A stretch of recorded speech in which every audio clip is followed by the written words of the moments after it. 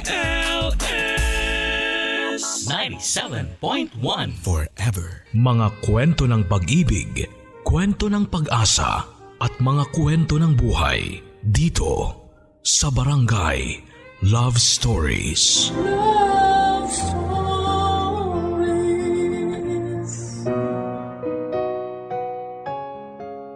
Saan ka nga ba madalas may kaagaw? Saan ka ba madalas nang aagaw? Sa mundong kailangan mong hawakan ng mabuti ang nasa iyong mga kamay dahil marami ang nakaabang para hablutin ito nang walang paalam. Sa mundong ginagalawan natin, hindi natin masasabi kung mapagkakatiwalaan natin ang mga nakapaligid sa akin.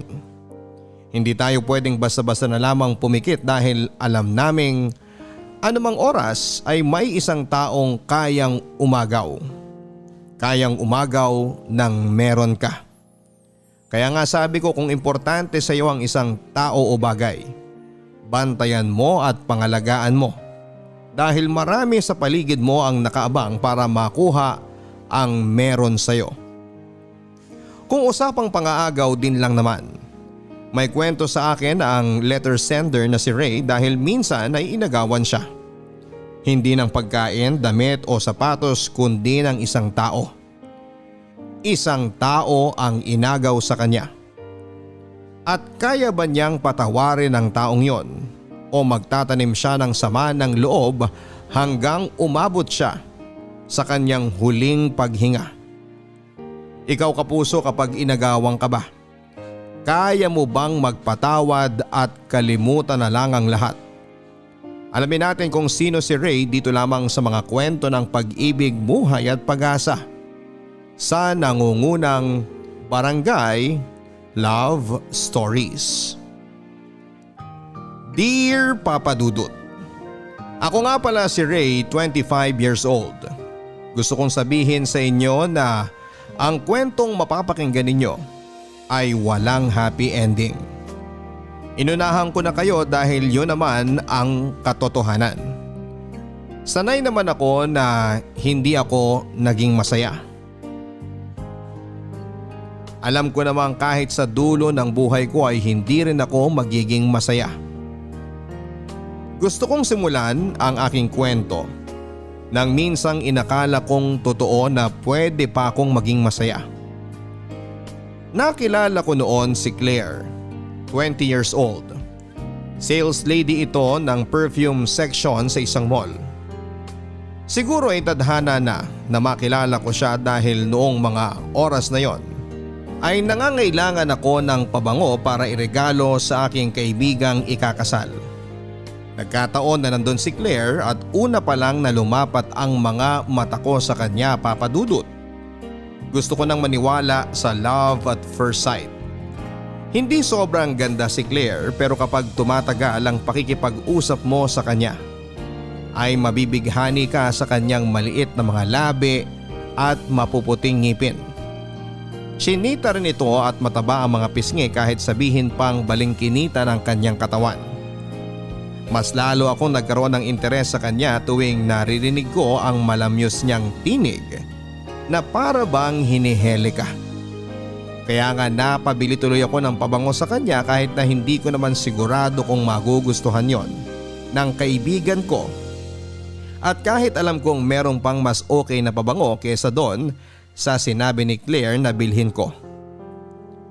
Makalipas ang 3 araw ay bumalik akong muli para makita si Claire.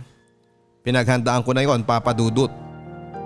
Dahil nung una ay mukha akong gusgusing teenager noong makaharap ko siya.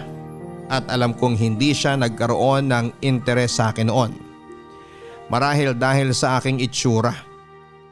Kaya naman sa pangalawang pagkikita namin ay sinigurado kong suot ko na ang polong nagpapagwapo sa akin. At maong na nagpapakita ng magandang hubog ng aking mga hita at likurang bahagi. Nang makita ako nito ay natuwa akong naalala pa niya ako. Ibig sabihin lang noon ay nagkaroon din ito ng interes sa akin. 1 point na yon para sa akin. Pinaghandaan ko na rin ang pera ko noon dahil alam kong kailangan kong bumili ulit ng pabango kung gusto kong makilala siya. Sinigurado kong mapapapayag ko siya sa isang date after kong bumili ng pabango sa kanya at nangyari nga. Pumayag siya. Sobrang tuwa ako noon, Papa Dudut, nung binigay niya ang kanyang number at sinabing day off niya tuwing Sabado. May basketball ako noon pero mas pinili kong i-cancel para lamang makadate si Claire. Iba talaga ang naging tama ko sa kanya, kaya naman yung next kong plano ay mapasagot siya at papadudot. After ilang dates ay naging karelasyon ko na nga si Claire. Kahit sino siguro lalaki ay mafo-fall kay Claire. Sa paningin ko, lagi siyang gumaganda. Hindi nakakasawa ang kanyang mukha, lalo na ang kanyang tawa. Yung tawa niya ay para sa akin ang pinakagusto kong tunog sa mundong ito.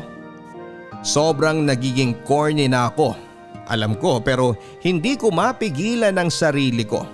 At tulad ng sinabi ko sa inyo, kahit sino ay pwedeng ma-fall kay Claire dahil kapag nakilala niyo siya, maiintindihan ninyo kung bakit ganito ako at hulog na hulog sa kanya.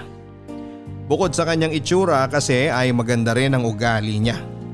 Pinakagusto ko yung pagiging supportive niya sa mga pangarap ko sa buhay kahit na alam kong palpak lahat yon. Lagi siyang nakikinig sa akin at ito ang pinaka-paborito ko sa kanya. Kahit madalas ay puro rants lang tungkol sa aking ama ang naririnig niya sa akin, ay andyan pa rin siya, handang makinig. Sobrang nakaka-bad trip si Papa, kung alam mo lang. Sige, magkwento ka lang. Alam mo namang makikinig ako sa'yo, di ba? Pasensya na Claire kung ikaw na lang lagi yung napaglalabasan ko ng sama ng loob ha. Ayos lang yun, ano ka ba? Ano bang klaseng girlfriend ako kung simpleng bagay na ganito hindi pa kita papakinggan? Kasi nakakahiya na. Sa tuwing nagkakaroon kami ng problema o away ni Papa, andyan ka para maging shock absorber ko. Wala yun, ano ka ba? Mahal kita, kaya makikinig ako sa'yo. Napakaswerte ko sa'yo. Yung mga kaibigan ko kasi banas na sa akin Ayaw nang makinig. Sawa na sa rants ko kay Papa. Ako, hindi ako magsasawa kasi nga mahal kita. Kaya mas lalong minamahal kita kasi ganyan ka. O ano naman bang ginawa ng tatay mo ngayon? Kagabi, kinatok ako ng kinatok. Tinatanong sa akin kung saan ko raw nilagay yung mga damit ni Mama. O ano naman ang gagawin niya sa mga damit ng mama mo? Ipapasuot niya raw dun sa babaeng kasama niya. Ano? Makikitulog daw kasi sa amin ng 2 araw bago umuwi sa kanila sa probinsya. Kaano-ano ng tatay mo yun? Babae niya. Mukhang sanay na sanay ka nang lagi siya nag-uuwi ng babae sa bahay niyo Halos ipunas na niya sa mukha ko ang katotohanan na hanggat nabubuhay siya, magdadala siya ng babae dun para ikama. Paano yan? Pinahiram mo ba yung damit ng nanay mo? Siyempre hindi ko binigay ang mga damit ni Mama. Ano ako, tanga? Hayaan ko ba silang bastusin ang alaala ng nanay ko? Mabuti naman. O anong sabi ng tatay mo? Wala. Alam ko na inis siya sa akin pero wala siyang magawa. Dahil kailangan mukha siyang mabuting ama sa akin sa harap ng babae niya. Pero hindi naman talaga. Hindi talaga. Never siyang naging mabuting ama sa akin. At mas lalong di siya naging mabuting asawa kay Mama nung nabubuhay pa siya. Siguro miss na miss mo na ang mama mo, no? Araw-araw. Lalo na tuwing binabaliwala ako at mas inuuna ni Papa ang mga babae at alak niya. Alam mo, kung nasaan man ang mama mo ngayon, nalulungkot yun dahil sa nangyayari sa inyong mag-ama niya. Alam ko naman yun, pero sinumpa ko na sa sarili ko na kahit kailan, di ako makikipag-ayos sa tatay ko. Kahit kailan! Seryoso ako, Papa Dudut, nung sinabi ko kay Claire na kahit kailan ay hindi ako makikipag-ayos sa tatay ko. At alam kong nauunawaan niya yon dahil sa mga kwento ko sa kanya na mga pinagdaanan namin ni Mama sa tatay ko noong buhay pa ito. Wala akong maalalang magandang ginawa niya para sa amin, lalo na kay Mama. Bata pa lamang ako ay mulat na ako sa ginawang kahayupan ni Papa kay Mama. Bata pa lamang ako ay iba't ibang babae na ang nakikita kong dinadala ni Papa sa bahay kahit buhay pa si Mama.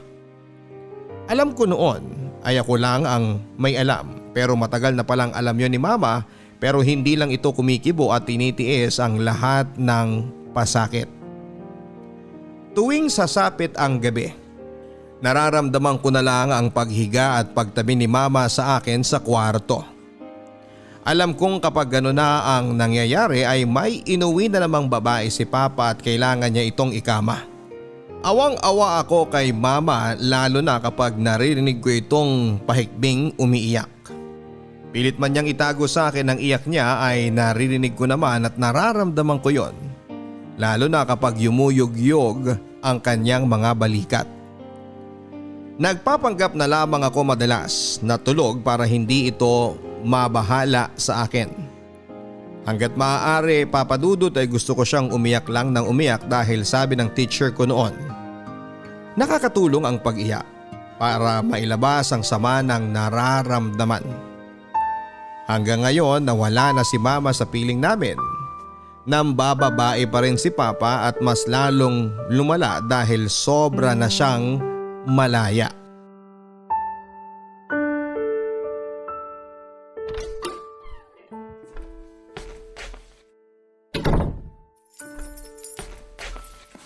Oh, mabuti naman at dumating ka na. Ano na naman ba ang kailangan nyo, pa? Kumain ka na ba? Huwag na kayong magpaligoy-ligoy dyan. Alam ko namang di ka talaga interesadong malaman kung may laman ng sikmura ako o wala. Kung ganun pala, di buksan mo na ang kwarto mo.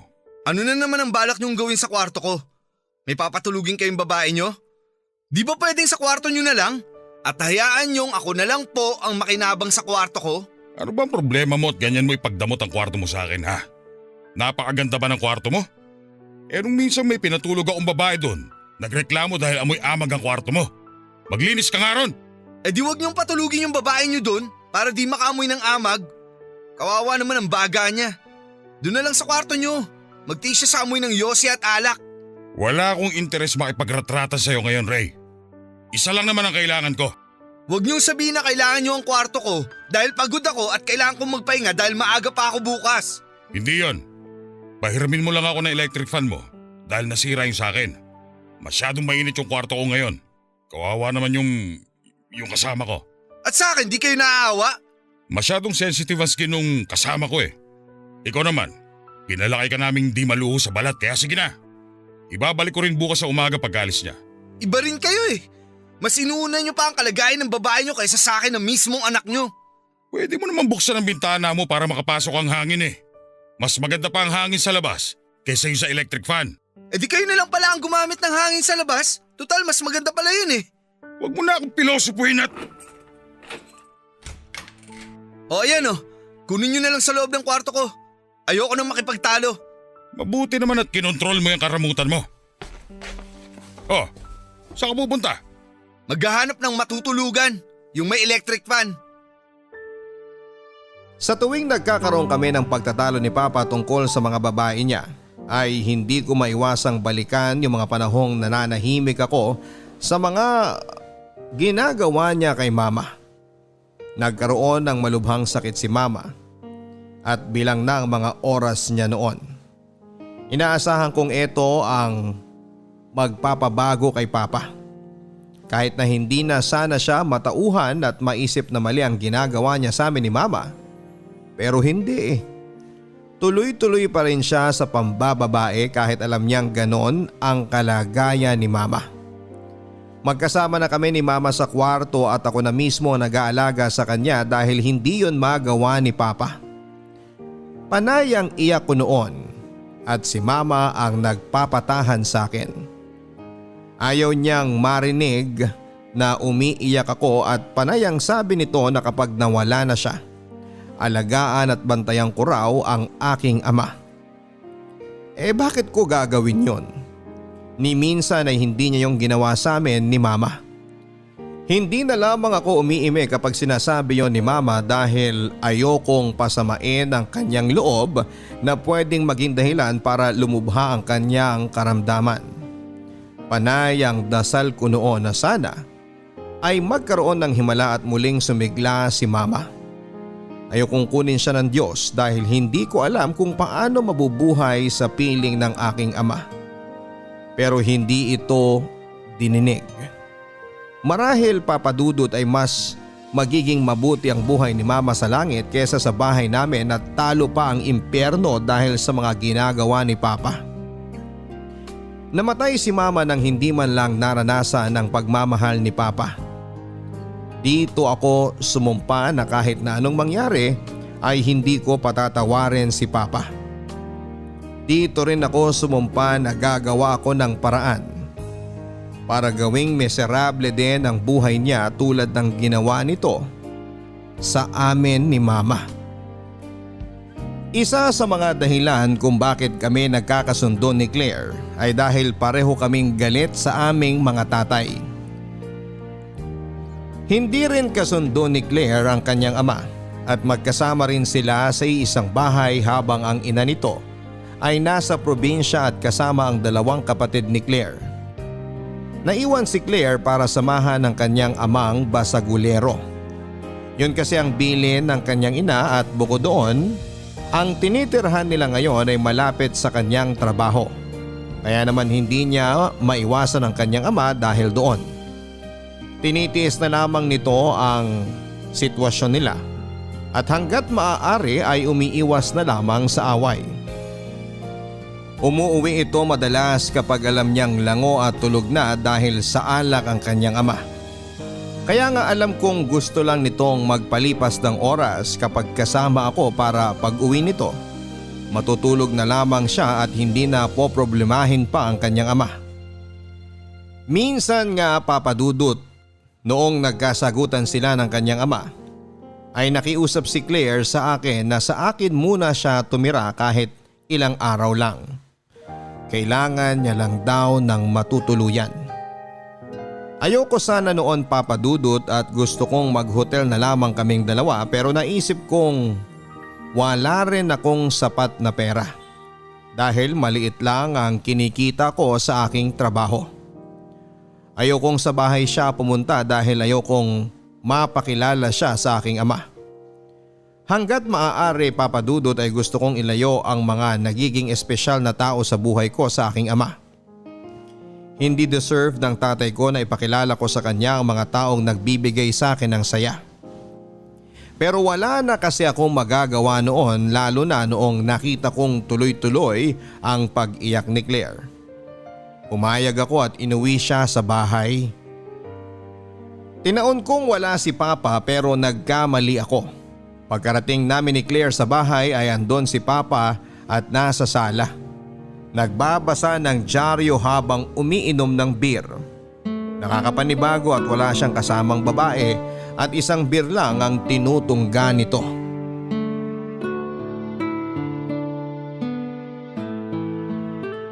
Oh, hindi mo man lang ba ipapakilala ang kasama mo? Ray? Anak? Pagod po kami at gusto na namin magpahinga.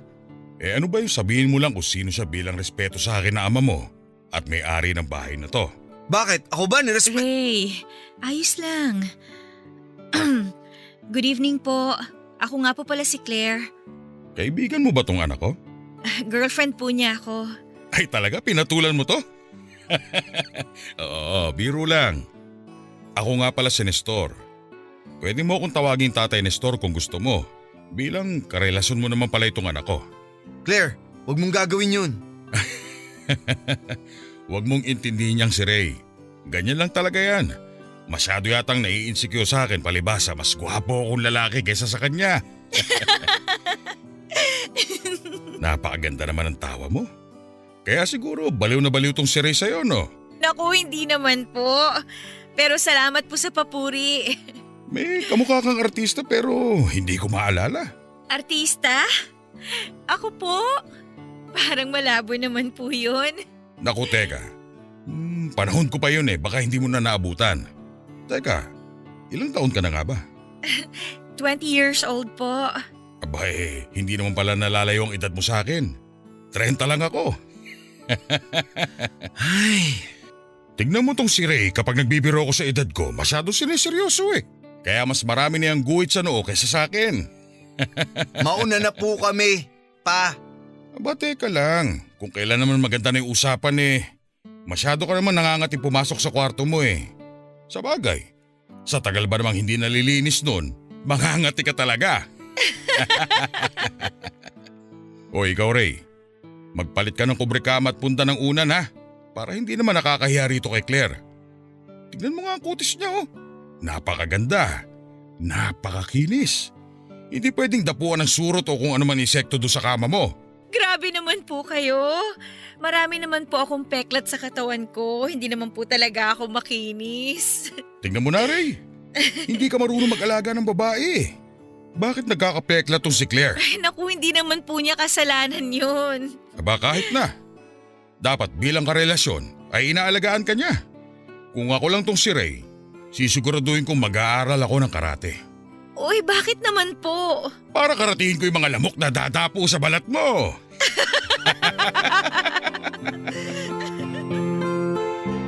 Banas na banas ako noon habang pinakikinggan ng palitan ng usapan ni na Claire at Papa.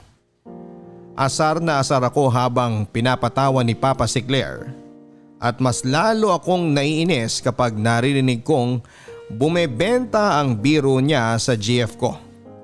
Nakakainis lalo na't ako ang ginagawang sentro ng biro ni Papa na nakakasakit ng pride ko. Pero wala akong magagawa noon lalo't parang tuwang-tuwa pa si Claire. Akala ko ba ako ang kakampi niya? Bakit parang bumaliktad? Bakit parang mas giliw na ito sa tatay ko kaysa sa akin na mismong karelasyon niya? Asa na yung sinasabi niyang galit din siya sa tatay ko dahil galit ako dito? Parang hindi ko naman yon nakita sa kanya noong nagkaharap silang dalawa. At mas lalong hindi ko yon nakita noong mga sumunod na araw habang nakatira sa amin si Claire. Ang usapan namin ni Claire noon, Papa Dudut, ay mananatili lamang ito sa bahay ng 1 linggo. Babalik din siya sa kanila after niyang magpalamig sa naging away nila ng kanyang ama. Lumipas na ang 2 linggo pero andun pa rin siya.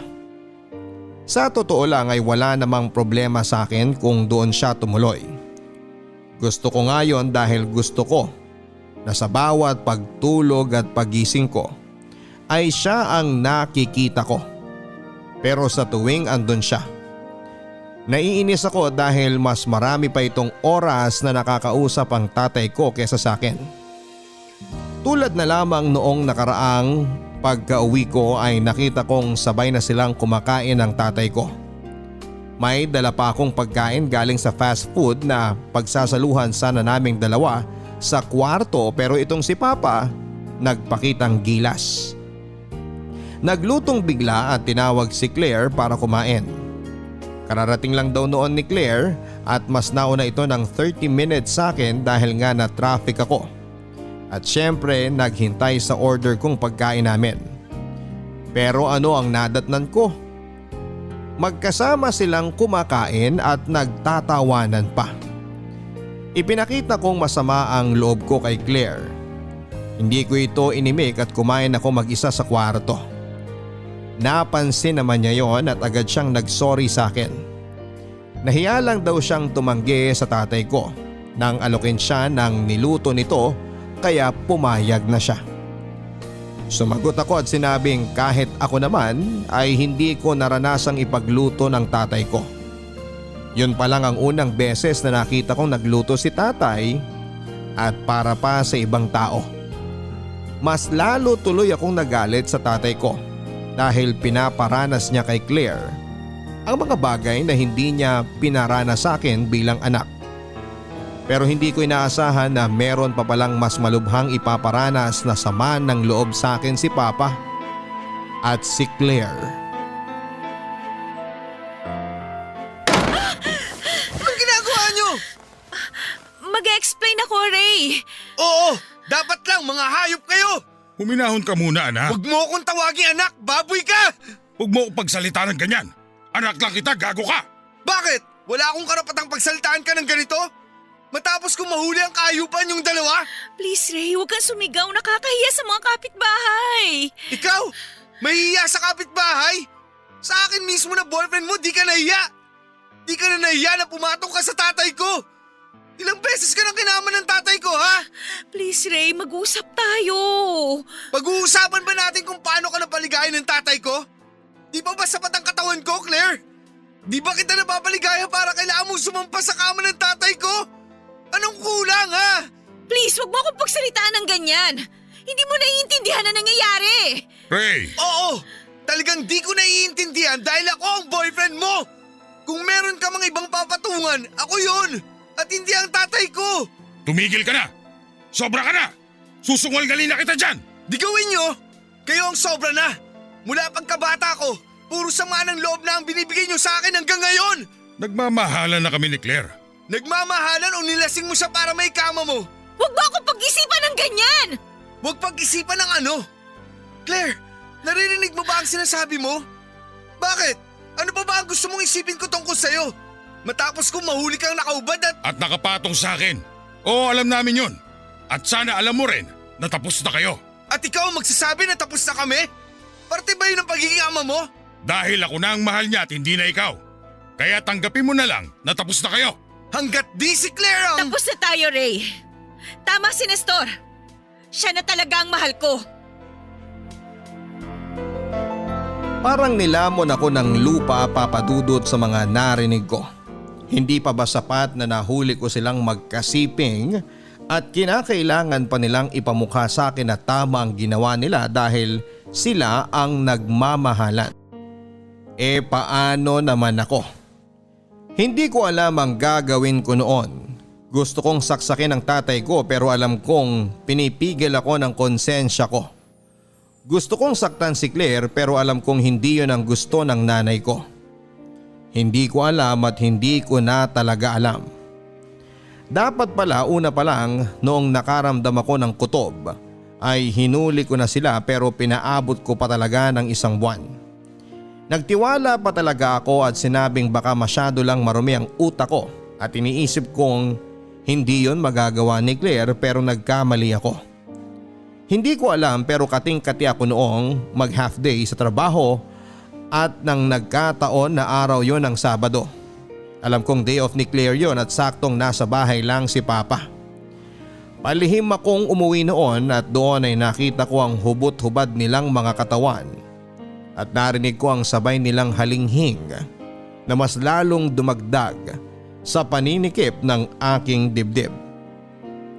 Niloko nila akong pareho at ang masakit ay tatay ko pa ang nagtapos ng relasyon namin ni Claire na dapat ako ang gumagawa dahil ako ang niloko. Sobrang sama ng loob ko noon at hindi ko alam ang gagawin. Buong araw akong nasa labas dahil ayokong umuwi ng bahay. Ayokong makita sila. Hindi ko alam kung paano sila haharapin. Naaalala ko natulog ako sa bus terminal noon at hinintay na sumikat ang araw bago umuwi.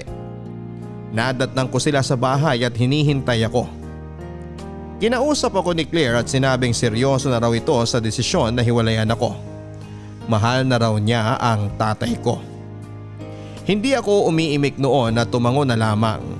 Tapos na kami ng babaeng inakala kong magbibigay sa akin ng totoong saya. Paano na ako? Paano na ulit ako? Ginawa kong miserable ang buhay ko, papadudot, dahil sa mga nangyari. Gabi-gabi akong lasing at madalas ay hindi na ako nakakapasok sa trabaho.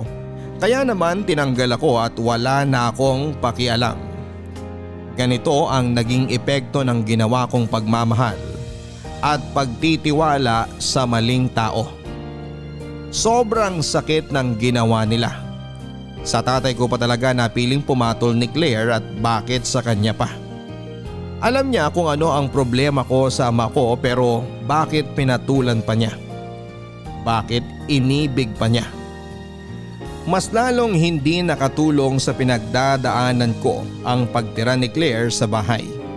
Nakita ko na lang sila ni Papa na magkasamang pinapasok ang mga gamit ni Claire sa bahay. Nahihiya silang pareho na nahuli ko ang kasinungalingan nila ng ganong paraan.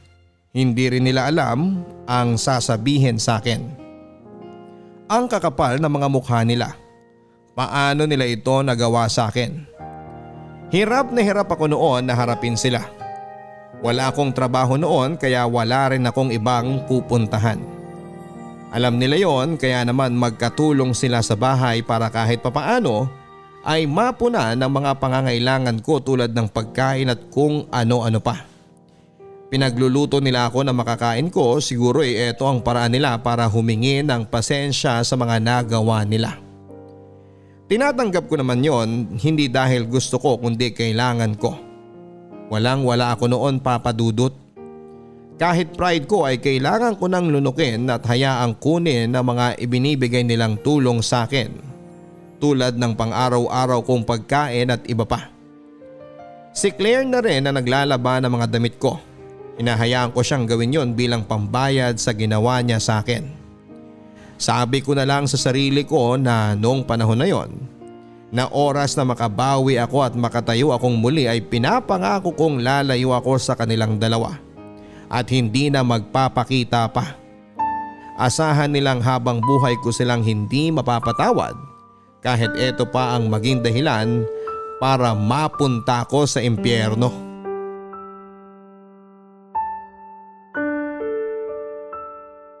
Ray, pwede ba tayong mag-usap? Hindi. Ray naman, please. Ano ba ang kailangan mo, Claire? Papasakitan mo na naman ba ako? Hindi. Wala ka bang ibang mapagkwentuhan kung gaano ka napapaligayan ng tatay ko? Please naman, hayaan mo muna akong… O baka naman may iba ka pang lalaki bukod sa tatay ko, ano? Wala akong panahon sa mga panlalait mo. Gusto ko lang naman maintindihan mo na tapos na tayo. Claire, alam ko na yan. Alam na alam. Di mo na kailangang ulitin pa. Di ako tanga. Ang ibig ko lang sabihin, dahil tapos na tayo, baka naman pwedeng magkapatawaran na tayong dalawa. Seryoso ka ba dyan sa sinasabi mo? Sa tingin mo ganun kadali yun? Alam kong hindi madali pero kailangan nating gawin dahil nasa isang bahay na lang tayo. Huwag kang mag-alala. Kapag nakabangon ako sa ginawa nyo, aalis din ako rito.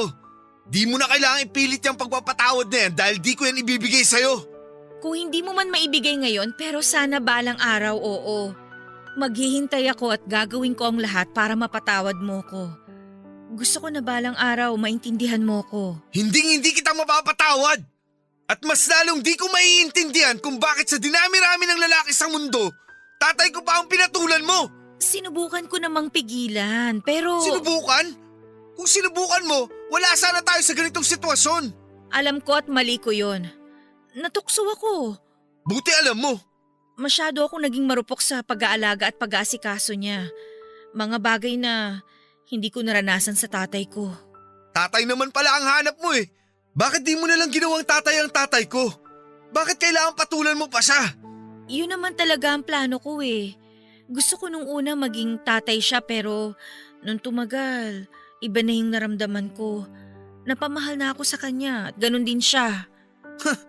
At paano ka nakakasigurong mahal ka rin niya? Nakinig ka ba talaga sa mga kwento ko sa'yo dati tungkol sa kanya? Alam kong nagbago na siya at alam kong mahal niya ako. Akala mo lang yun! Hindi na kita pipiliting maniwala. Ikaw na rin ang kusang makakaalam nun dahil nasa iisang bahay kayo ng tatay mo. Nasa iisang bahay na tayo kaya kahit ayaw mo, kailangan mo kong pakisamahan at tanggapin ang sitwasyon nating tatlo. Kailangan kong tanggapin ang sitwasyon naming tatlo. Kailangang pilitin nila ako para gawin yon. Sino sila? Bakit hindi nila maintindihan na kaya ako ganito ay dahil sa ginawa nila at wala silang karapatang bigyan ako ng deadline kung kailan ako dapat makapag-move on na? Sinaktan nila ako. Ano ba ang inaasahan nilang reaksyon ko?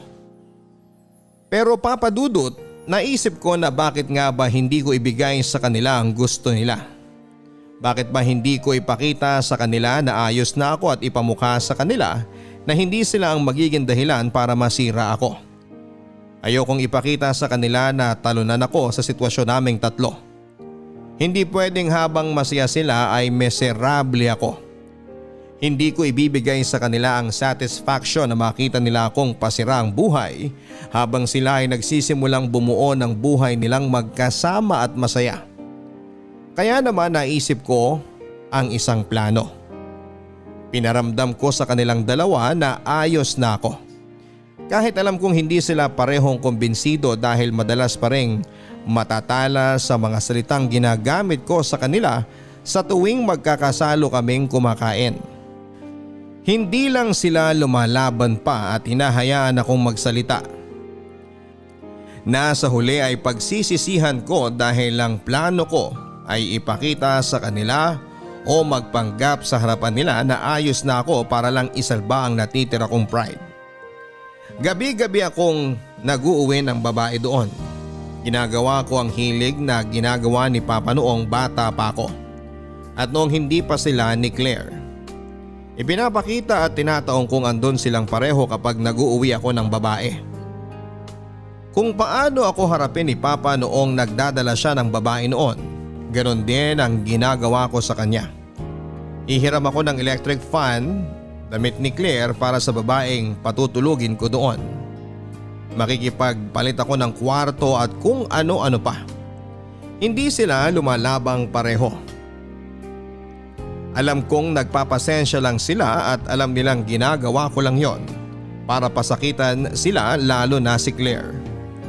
Isa sa mga dahilan ko kung bakit ako nag-uuwi ng babae doon ay dahil gusto kong makitang magselo si Claire. Sa ganoong paraan ay baka mabawi ko siya. Iniisip ko pa rin kasi na nagkamali lang siya sa tatay ko at ako pa rin ang mahal niya. Pero hindi yon nangyari. Kahit na ilang babae pa ang naiuwi ko, wala na talagang pakialam si Claire sa akin. Wala na. Araw-araw miserable pa rin ang buhay ko at araw-araw mas lalo itong nasisira sa tuwing nakikita ko ang pagmamahalan ni na Claire at Papa. Sa unang beses sa buhay ko ay hindi ko nakitang nag-uwi pa ng ibang babae si Papa. At sa unang beses sa buhay ko ay nakita kong nagmahal na ito. Mahal niya si Claire, ramdam ko. Isang bagay na pinagdamot nito sa aking nanay noong nabubuhay pa siya.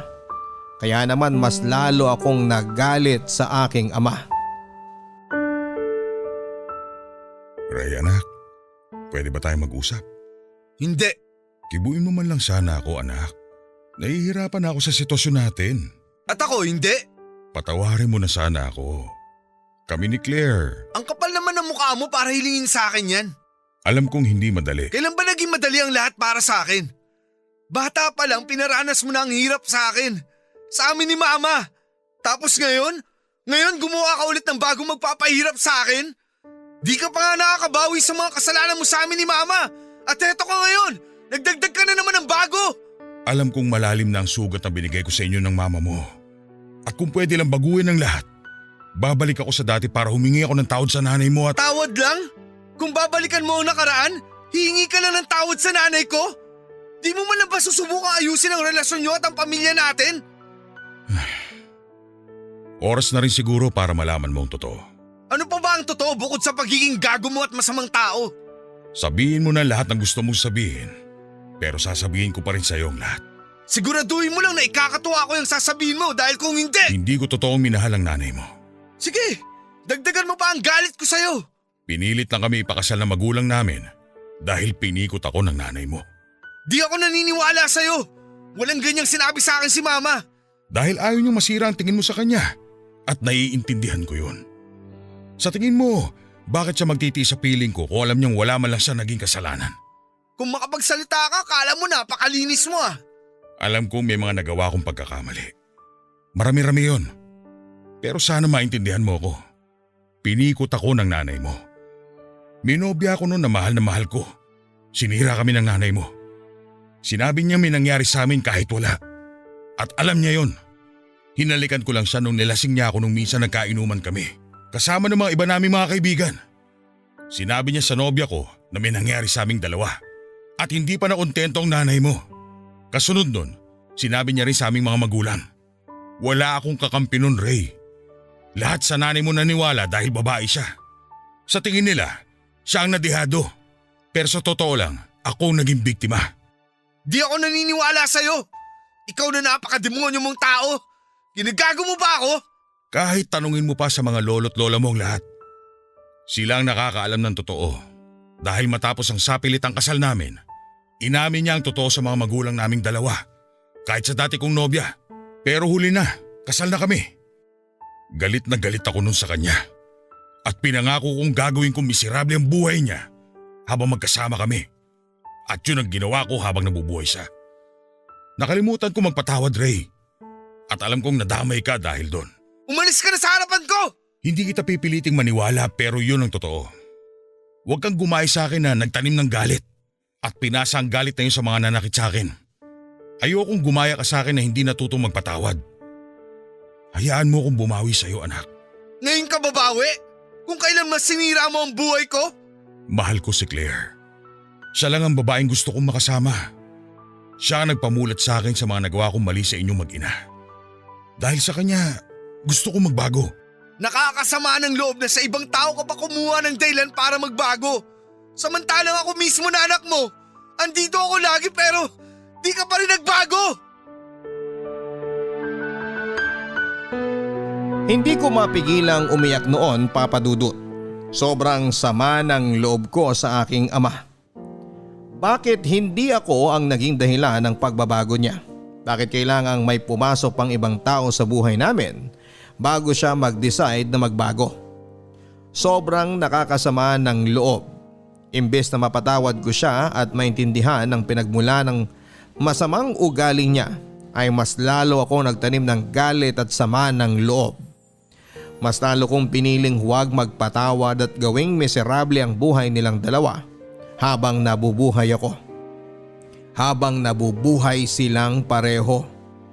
Hindi ko alam, Papa Dudut, kung kakampi ko ba ang langit sa gagawin kong pagganti kina Claire at Papa.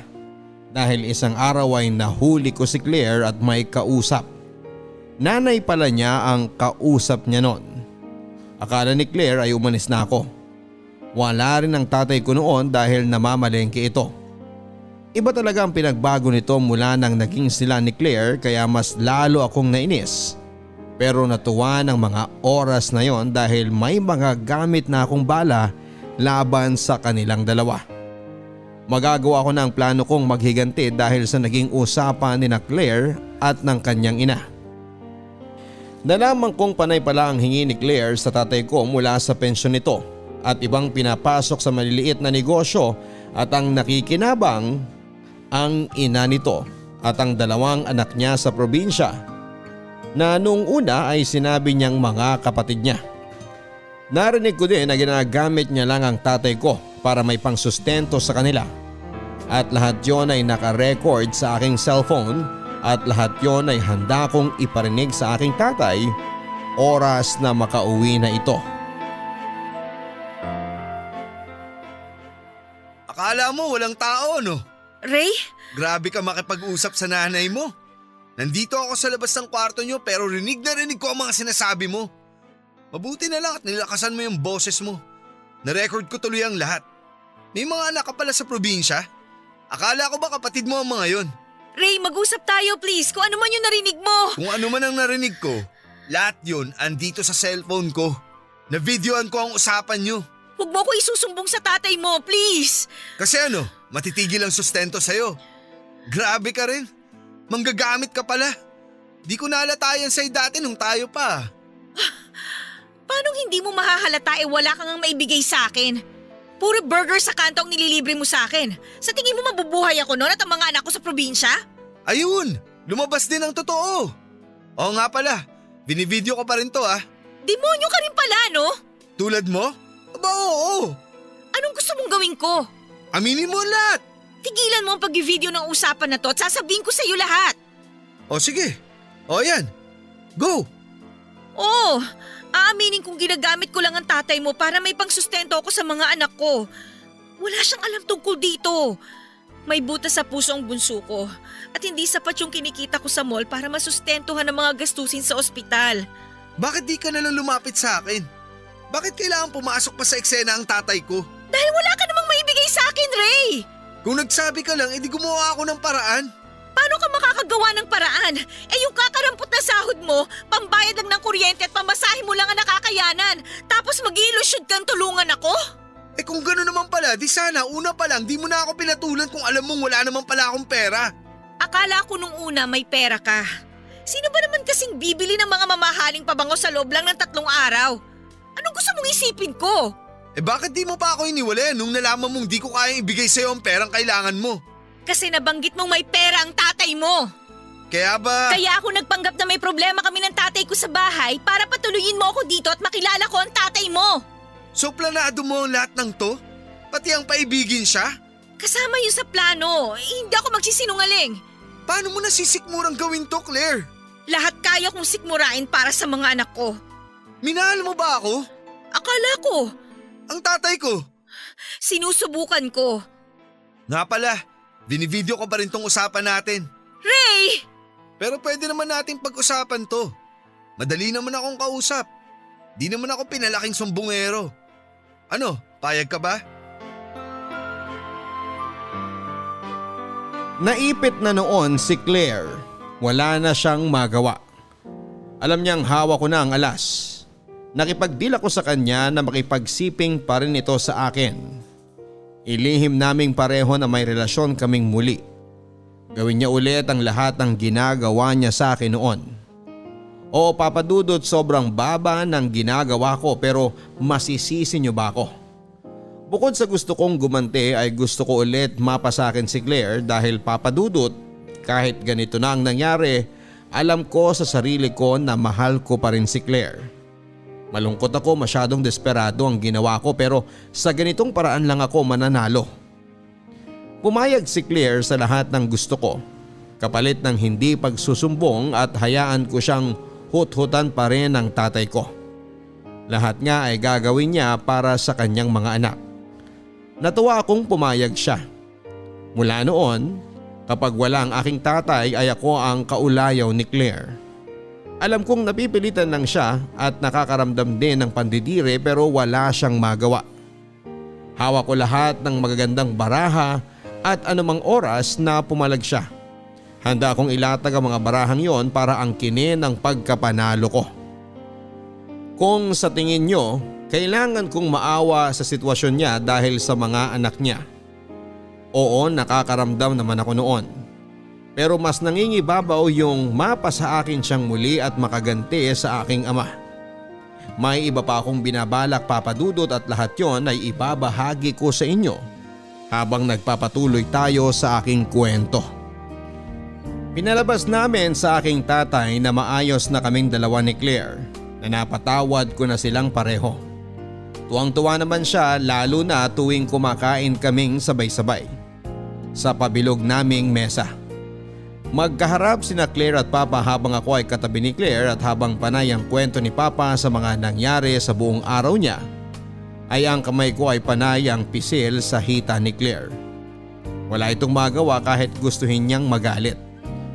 Tulad ng sinabi ko sa inyo, nasa akin kasi ang magagandang baraha. Tuloy-tuloy lamang na ganon at walang kamuwang-muwang si Papa sa nangyayari sa amin ni Claire. Tuwing gabi naman ay tinatawag ko si Claire para magsiping kami sa aking kwarto. Hindi siya makakatanggi. Kahit alam kong labag sa kanyang kalooban ay pumapayag siya. Natutuwa akong nakikita siyang nahihirapan sa kanyang sitwasyon. Kulang pa ito sa ginawa nila sa akin, humanda pa sila sa iba kong gagawin. Hinayaan ko si Claire na kumuha ng pera sa tatay ko. Sa ganong paraan ay nakakaganti na rin ako kay tatay dahil habang nauubusan siya ng pera, hindi niya rin namamalayan na niloloko lang pala siya ng babaeng yon. At kasama ako sa panlolokong yon. Hindi na matanggal ang ngiti ko habang unti-unti kong nakikita ang pagbagsak nilang dalawa. May dahilan pala lahat ng nangyari sa akin at ngayon ay inaani ko na ang lahat ng mga naging hirap ko noon. At kung hirap lang din ang pag-uusapan, si Claire ay mukhang susuko na sa hirap. Isang araw ay kinausap ako nito. Hindi na raw niya kaya, Papa Dudut, ang ginagawa namin. Gusto na niyang itigil na namin ang ginagawa namin dahil hindi na umano tama. Natawa na lamang ako.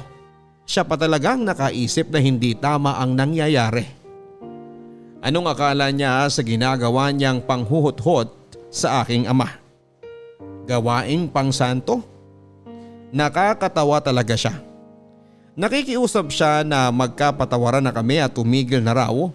Tumigil na raw ako sa pagganti dahil hindi na niya maibabalik ang dati. na kahit ituloy ko ang pamimilit sa kanya na makipagsiping sa akin ay hindi nito mababago ang katotohanan na hindi niya ako minahal at hindi niya ako kayang mahalin. At dahil doon ay mas lalo akong nag-init at nagalit. Nasaling ang pride ko, Papa Dudut, pero hindi ko yon pinakita sa kanya. Ayokong magmukhang talunan kaya naman ngumiti lamang ako. Hindi niya inaasahan ng ngiting yon kaya naman muli itong nagsalita at nakiusap. Nahayaan na lang siyang subukang mahalin ng tatay ko. Nangako siya sa akin na oras na gumaling lang ang anak niya ay titigilan na niya ang kahihingi ng pera sa tatay ko at aayusin na niya ang relasyon nilang dalawa. Maawa raw ako sa anak niya. Natawa akong muli. Talaga bang mabuti siyang ina? Talagang ginagamit pa niya ang anak niya sa sitwasyon na siya naman ay may gusto. Pumayag akong itigil na namin ang ginagawa naming dalawa.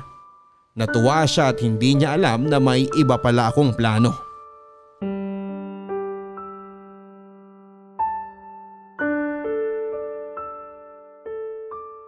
Kumusta pa? O Ray, andiyan ka na pala. Teka at maluluto na tong afritada. Di ba paborito mo to? Mechado ang paborito ko. Ganun ba? Pero sana mapagtiisan mo na to ha. Inaral ko mula sa internet tong afritada eh. Nagpatulong ako kay Claire kagabi bago siya matulog. Oo nga, yun din sabi niya sa akin bago siya matulog sa tabi ko. Ha? Oo nga pala. Ngayon ko aaminin sa'yo ang lahat. Bumalik na pala sa akin si Claire, pero palihim nga lang. Anong sinasabi mo? Ayun, mahal pa rin daw niya ako eh. At nagsisisi siyang iniwan ako. Wag ka namang gumawa ng kwento anak. Pwede mong itanong sa kanya kung gusto mo. Pero kung ako sa'yo, bakit pa ako maniniwala sa isang babaeng pumapatol sa mag-ama, di ba? Mahal ako ni Claire. Mahal niya lang ang bulsa mo. Hindi totoo yan. Nakailang libo na ba siya sa'yo? Sa pagkakaalam ko, mas marami ka pang naibigay na pera sa kanya kaysa sa amin na mag-ina mo. Huwag na natin ibalik yung nakaraan. Hindi ba't sinabi ko naman sa'yo na pinagsisisihan ko na yon? Pagsisisihan mo rin kapag nalaman mong pineperahan ka lang ni Claire para mapagamot niya ang anak niya. May anak si Claire? Mga anak! May mga anak si Claire at isang ina na binubuhay niya sa probinsya. Salamat sa pensyon at negosyo mo. Ayan, malapit na silang maging malusog. Hindi. Gawa-gawa mo lang yung kwento na yan. Hindi ako naniniwala. Kung ayaw mong maniwala, pwede mo naman siyang kausapin. At kung di siya aamin, pwede ko namang ipanood sa iyo yung video na kinuha ko habang kausap niya ang nanay niya at usapan naming dalawa. Ewan ko na lang kung paniwalaan mo pa siya. Hindi ko alam kung bakit ginagawa mo to. Ginagawa ko to para maramdaman mo yung hirap na naramdaman ko noon. Akala ko ba napatawad mo na ako? Bakit kita papatawarin? May dahilan ba para patawarin kita? Nagbabago na ako. Nagbabago ka para sa babae mo at hindi para sa akin. Ang importante, nagbabago ko. Sinusubukan kong ayusin ang mga pagkakamali ko. Huli na! Mali ang paraan at dahilan mo para ayusin ang mga pagkakamali mo. Sana ako yung nakita mong dahilan para magbago pero hindi! Yung babaeng yun pa ang napili mo! Mahal ko si Claire. Nestor, Ayun! Nandito na rin naman pala siya eh oh. Eh di siya na lang magsabi sa'yo ng lahat-lahat. Nakakapagod magsalita eh. Pwede bang ikaw na, Claire? Ray, anong sinabi mo kay Nestor? Lahat-lahat. May dadagdag ka pa ba? Nestor, makinig ka. Totoo ba lahat ng sinabi sa akin ni Ray? Na may mga anak ka at ginagamit mo lang ako para buhayin sila? Hindi mo ba ako mahal, Claire? Isang tango ang nakita kong ginawang pag-amin ni Claire. Sapat na yon para mapangiti ako. Habang nagsisigawan silang pareho ay pumasok na ako sa aking kwarto para kunin na ang mga hinanda kong damit. Aalis na ako. Pinaghandaan ko talaga ang araw na yon. Oras na malaman ng aking tatay ang lahat ay aalis na ako. Hanggang sa paglabas ng bahay ay naririnig ko silang nagtatalo. Galit na galit ang tatay ko at sa tingin ko ay narinig ko pang sinampal niya si Claire na mas lalong nagpasaya sa akin. Hindi na ako nagpaalam pa sa kanila. Wala akong balak na gawin yon. Tapos na ang misyon ko. Ang gawing miserable ang buhay nilang pareho. Sa ngayon ay nasa malayo na ako at pinili ko ring wag nang makipagbalita pa sa kanila. At tuluyan ng kalimutan na maging parte ng buhay ko ang dalawang yon. Hindi pa rin ako buo at alam kong matatagalan bago mawala ang galit sa puso ko. Hindi ko pa rin sila napapatawad na dalawa at itutuloy ko ang pangako kong wag yon ibigay sa kanila. Dahil sa kanila ay nasira ang buhay ko at dahil sa kanila nakagawa tuloy ako ng hindi maganda. Kung nasaan man sila, hiling ko na sana ay katulad ko rin silang punong-puno ng galit at sakit para maintindihan nila kung bakit ko yon nagawa sa kanila. Alam kong mali ang nagawa ko, Papa Dudut, pero tao lamang ako. Nasaktan ako, nahirapan at masisisi niyo ba ako? Maraming salamat sa pagbasa at pag-unawa ng aking liham. Ako ang inyong kabarangay forever, Ray. Kailan nga ba darating ang panahon na makakayanan na ng isang taong punong-puno ng sakit at galit ang magpatawad? Totoo bang oras lang ang kailangan bago maghilom ang lahat? Sa naging kalagayan po ni Ray ay may pag-asa pa kaya siyang umahon mula sa pagkakalunod niya sa sarili niyang galit? May pag-asa pa kayang makita niya na hindi sa lahat ng pagkakataon ay kailangan niyang bitbitin ang galit sa kanyang puso dahil siya lang mismo ang mabibigatan dito? Ray, kung nasaan ka man ngayon, gusto kong sabihin sa iyo na hindi mo deserve ang nangyari sa iyong pamilya, lalong-lalo na ang pinagdadaanan mo sa iyong ama.